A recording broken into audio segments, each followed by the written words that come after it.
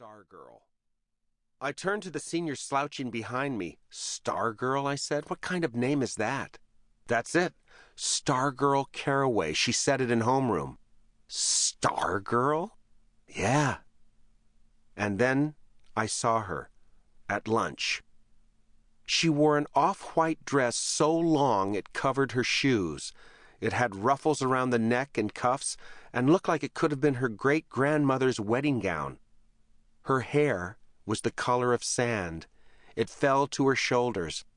Something was strapped across her back, but it wasn't a book bag. At first I thought it was a miniature guitar. I found out later it was a ukulele.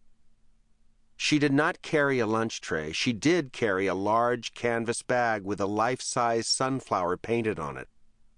The lunchroom was dead silent as she walked by. She stopped at an empty table, laid down her bag, slung the instrument strap over her chair, and sat down. She pulled a sandwich from the bag and started to eat. Half the lunchroom kept staring. Half started buzzing. Kevin was grinning. "What'd I tell you?" I nodded. "She's in 10th grade, he said. I hear she's been homeschooled till now." "Maybe that explains it," I said. Her back was to us, so I couldn't see her face. No one sat with her, but at the tables next to hers, kids were cramming 2 to a seat. She didn't seem to notice. She seemed marooned in a sea of staring, buzzing faces. Kevin was grinning again. "You thinking what I'm thinking?" he said. I grinned back. I nodded. Hot Seat. Hot Seat was our in-school TV show. We had started it the year before. I was producer-director. Kevin was on-camera host. Each month he interviewed a student. So far, most of them had been honor student types, athletes, model citizens, noteworthy in the usual ways, but not especially interesting. Suddenly Kevin's eyes boggled. The girl was picking up her ukulele, and now she was strumming it. And now she was singing. Strumming away, bobbing her head and shoulders, singing, "I'm looking over a 4-leaf clover that I overlooked before." Stone silence all around. Then came the sound of a single person clapping. I looked. It was the lunch line cashier. And now the girl was standing, slinging her bag over one shoulder and marching among the tables, strumming and singing and strutting and twirling. Heads swung, eyes followed her, mouths hung open. Disbelief. When she came by our table, I got my first good look at her face. She wasn't gorgeous, wasn't ugly. A sprinkle of freckles crossed the bridge of her nose. Mostly she looked like 100 other girls in school except for 2 things.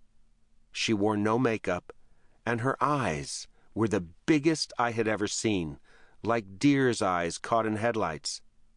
She twirled as she went past, her flaring skirt brushing my pant leg, and then she marched out of the lunchroom. From among the tables came 3 slow claps. Someone whistled. Someone yelped. Kevin and I gawked at each other. Kevin held up his hands and framed a marquee in the air. Hot Seat, coming attraction, Stargirl. I slapped the table. Yes!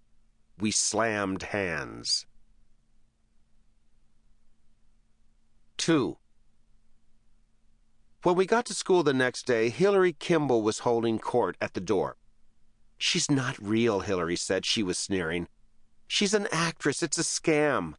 Someone called out, "Who's scamming us?" "The administration, the principal. Who else?" "Who cares?" Hillary wagged her head at the absurdity of the question. A hand flashed in the air. "Why?" "School spirit," she spat back.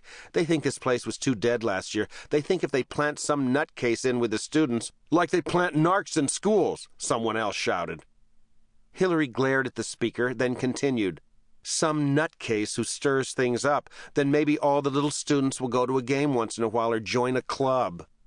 "Instead of making out in the library," chimed another voice, and everybody laughed and the bell rang and we went in.